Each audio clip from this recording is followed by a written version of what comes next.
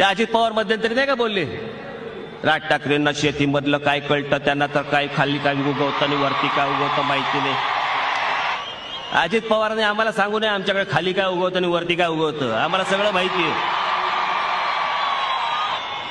शेतीमधलं आम्हाला कळतं की नाही, जमिनीच्या भावातलं कळतं ना रे तुला. गृहमंत्री होते, ते गृहमंत्री असताना मी असा त्यांना दाखवायला गेलो हे सगळं. अहो जयंतराव, इथे ते असं झालंय, इतके सगळे लोक बाहेरच्या प्रांतात येतात आणि इथे धुडगुस घालतायत. खरं की काय मला माहितीच नाही, कल्पनाच नाही मला या गोष्टींची. मला काही कल्पना बी विचारपूस करतो आणि सांगतो.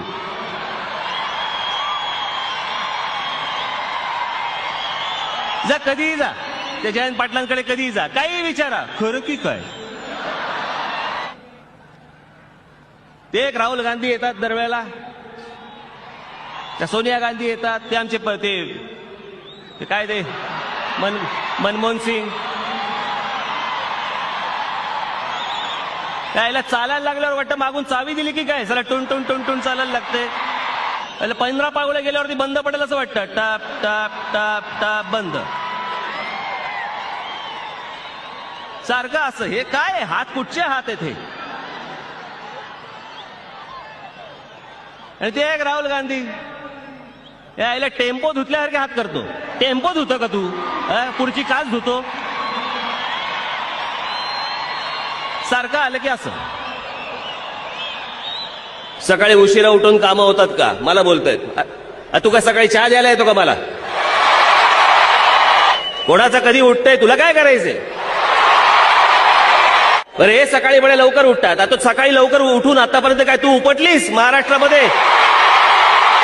आज बघा तो अजित पवार काय बोलले. धरणामध्ये पाणी येत नसेल तर मी काय जाऊन मुतू. याच्या पुढे महाराष्ट्रातनं तुम्हाला मत नाही मिळणार, तुम्हाला मूत मिळेल याच्या पुढे.